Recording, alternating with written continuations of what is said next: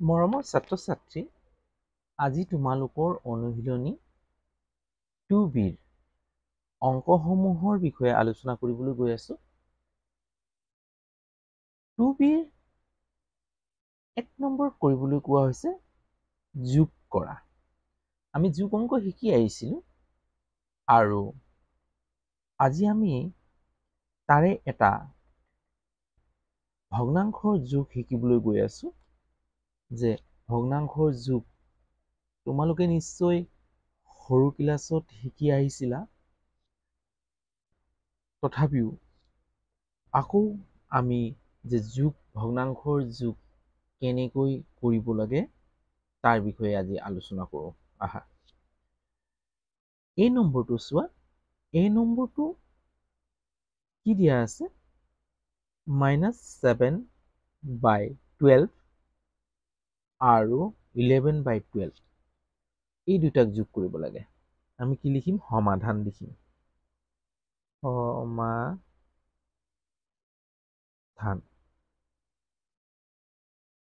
কি যোগ কৰিব লাগে? -7/12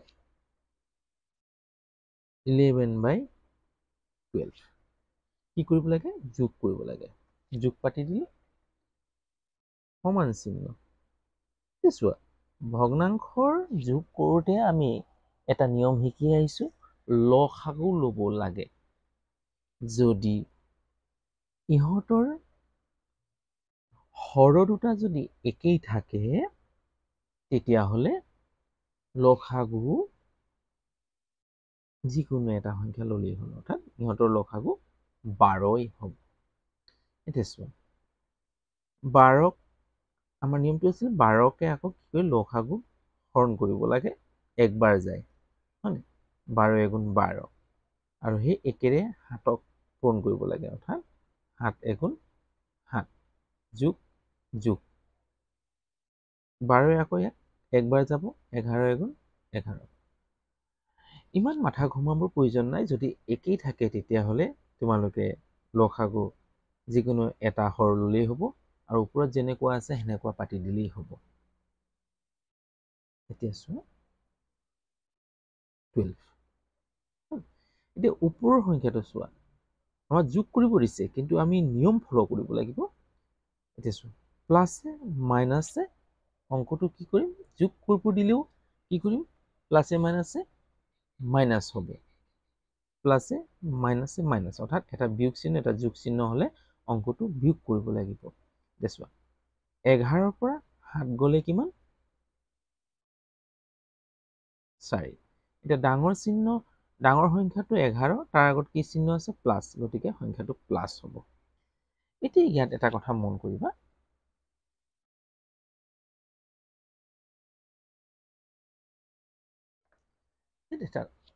কৰিবা, এতিয়া দুটা চোৱা, ইয়াক একে সংখ্যাৰে বাৰ যাব নাই। চোৱা, 4 × 4, 4 × 3 = 12। 4ৰে বাৰ দিলোঁ, 4 × 4, 4 × 3 = 12, অৰ্থাৎ দুটা একে সংখ্যাৰে পূৰণ কৰিলে বাৰ যোৱাব পাৰি, মানে হৰণ কৰাব পাৰি। এতিয়া চোৱা, এইটো মই দেখুৱাব বিচাৰিম 12, তাৰমানে কি? 4 × 4, 4 × 3 = 12, হয় নহয়? 4 4 কটা গ'ল, কিমান পালোঁ? 3/1, অৰ্থাৎ 1/3। অৰ্থাৎ দুটা একে সংখ্যাৰে বাৰ যাব লাগিব। 4 × 4, 4 × 3 = 12। উত্তৰটো পালোঁ আমি কিমান? 1/3। সেইটো ইয়াৰ উত্তৰ। এই ধৰণে কৰিলোঁ। ধৰিব পাৰিছা নহয় কেনেকৈ কৰিছোঁ? এই ধৰণে কৰিলে আমাৰ উত্তৰটো ওলাই পৰিব। নেক্সটটো চোৱা, বি নম্বৰটো চোৱা। বি নম্বৰটো কি দিয়া আছে? 5/9 আৰু -70/9। এতিয়া 17/9, এতিয়া চোৱা, আমি অংকটো কি কৰিম? সমাধান লিখিম। সমাধান। এতিয়া চোৱা, 5/9 -17 নাই অংকটো কি কৰিব দিছে যোগ কৰিব দি আছে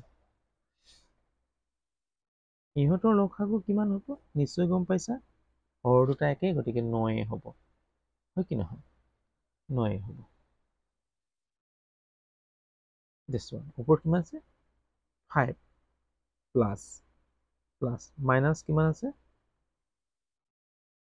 17 this one 9 this one plus 5 প্লাছে মাইনাছে মাইনাছ 17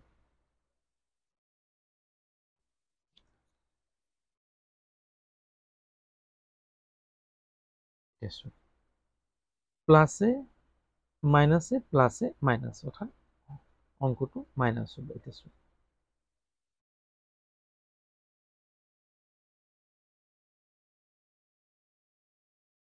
17 পৰা 5 গ'লে কিমান হ'ব 12 মাইনাছ ডাঙৰ চিহ্ন আগত মাইনাছ আছে মাইনাছ হ'ব অৰ্থাৎ ইয়াৰ আগত একো চিহ্ন নাথাকিলে কি হ'ব প্লাছ অৰ্থাৎ ধনাত্মক সংখ্যা বুলি ধৰা হয় প্লাছে মাইনাছে অংকটো মাইনাছ কৰি 17 পৰা 5 গ'লে 12 ডাঙৰ চিহ্ন 17টো ডাঙৰ সংখ্যা ডাঙৰ আগৰ চিহ্ন আছে মাইনাছ গতিকে সংখ্যাটোৰ ওপৰত মাইনাছ হ'ব উত্তৰটোৰ আগত এতিয়া চোৱা এই দুটা সংখ্যাক একে সংখ্যাৰে বাৰ যাব চোৱা 4 3 গুণ 12 3 3 গুণ 9 তিনিৰে বাৰ গৈছে 3 4 গুণ 12 3 3 গুণ 9 অৰ্থাৎ এই দুটা সংখ্যাক একে সংখ্যাৰে বাৰ যোৱাইছো 3ৰে মই এইটো বুজি পাব এনেকৈ লিখি দিছো 12 আৰু 9 এই 3ৰে কেইবাৰ যাব হৰণ দিলে 4 বাৰ 8 3ৰে কেইবাৰ যাব হৰণ দিলে 3 বাৰ কিমান পালো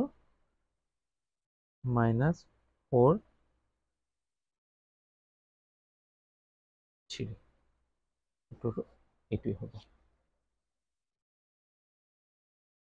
চি নম্বৰটো চোৱা চি নম্বৰটো কি দিয়া আছে সমাধান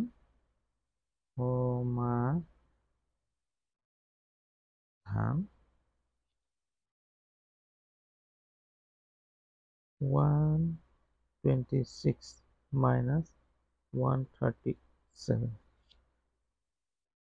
101 137 এতিয়া চোৱা ইহঁতৰ লসাগু হৰ দুটা একেই ললেই হ'ল মাইনাছ মাইনাছ ওপৰত চেমে বহিব হৰ দুটা অৰ্থাৎ মই চোৱা যোগ কৰিব দিছিলে অংকটোক যোগ চিহ্ন পাতিব লাগিব পাহৰি গৈছো এতিয়া এইটো হ'ব প্লাছ 101 এতিয়া আমাক কি কৰিম 137 মাইনাছে প্লাছে কি হ'ব অংকটো কি হ'ব মাইনাছ হ'ব অৰ্থাৎ বিয়োগ হ'ব দেখো 126ৰ পৰা 101 গ'লে কিমান হ'ব চোৱা 6ৰ পৰা 1 গ'লে 5 ইয়াত থাকিলে কিমান 2ৰ পৰা 0 গ'লে 2 1ৰ পৰা 1 গ'লে 0 আগফালে 0 নেপাতো গতিকে ডাঙৰটো কোনটো হয় 126 ডাঙৰ গতিকে তাৰ আগত কি চিহ্ন আছে মাইনাছ গতিকে মাইনাছ হ'ব এতিয়া সংখ্যাটো একে সংখ্যাৰে বাৰ যাব জানো 5 5 গুণ 25 তলত 5 গুণ 10 5 নেযায় গতিকে উত্তৰটো এইটোৱেই হ'ব হ'ল প্ৰথমতে কি কৰিলো সমাধান পাতি অংকটো পাতি ললো যোগ কৰিব দিয়াৰ বাবে যোগ চিহ্ন পাতি লৈছো দুটাৰ হৰ একেই গতিকে হৰ একে হলে লসাগু যিকোনো এটা হৰ পাতিলেই হ'ল তাৰপিছত ওপৰত যেনেকুৱা আছে চেমে বহিব অৰ্থাৎ নিয়মটো কি ইয়াক হৰণ যাব লাগে 126ক পূৰণ কৰিলে 126 হ'ব মাইনাছ চিহ্ন মাইনাছ প্লাছটো প্লাছ হ'ব আকৌ 137 এক হৰণ কৰিলে একবাৰ যাব 101 গুণ 101 হ'ব গতিকে এতিয়া কি হ'ল 137 লসাগু অৰ্থাৎ হৰটো হৰ হৈ থাকিব এতিয়া মাইনাছে প্লাছে মাইনাছ অংকটো মাইনাছ কৰিম গতিকে 126ৰ পৰা 101 গ'লে 25 হ'ব ডাঙৰ সংখ্যাটো হৈছে 126 তাৰ আগত মাইনাছ চিন আছে সংখ্যাটোৰ আগত মাইনাছ চিন হ'ব 2 নম্বৰটো চোৱা 2 নম্বৰটো নিশ্চয় তোমালোকে গম পাইছা আৰু তোমালোকে পাৰিবাই তথাপি মই কৰি দিছোঁ সমাধান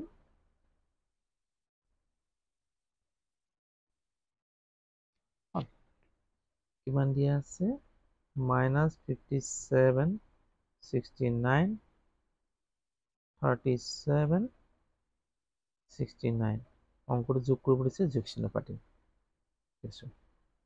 লসাগু কিমান হ'ব 69 minus 57 plus 37 69 69 লসাগু 69 হ'ব সেম গতিকে minus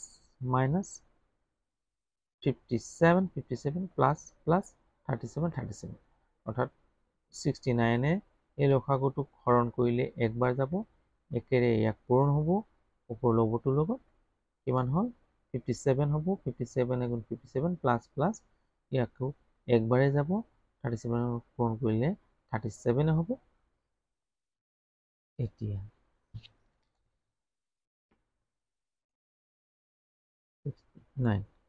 minus plus minus অঙ্কটো minus হ'ব বিয়োগ হ'ব অৰ্থাৎ 7 গ'লে 0 5 পৰা 3 গ'লে 2 এতিয়া চোৱা ডাঙৰ সংখ্যাটো হৈছে 57 তাৰ আগত মাইনাস চিহ্ন একে সংখ্যাৰে বাৰ যাব জানো 5 4 গুণ 20 5 গুণ 5 নাযায় 2 তো নাযাবই কাৰণ পাছফালে অযুগ্ম সংখ্যা আছে গতিকে অংকটোৰ উত্তৰটো এইটোৱেই হ'ব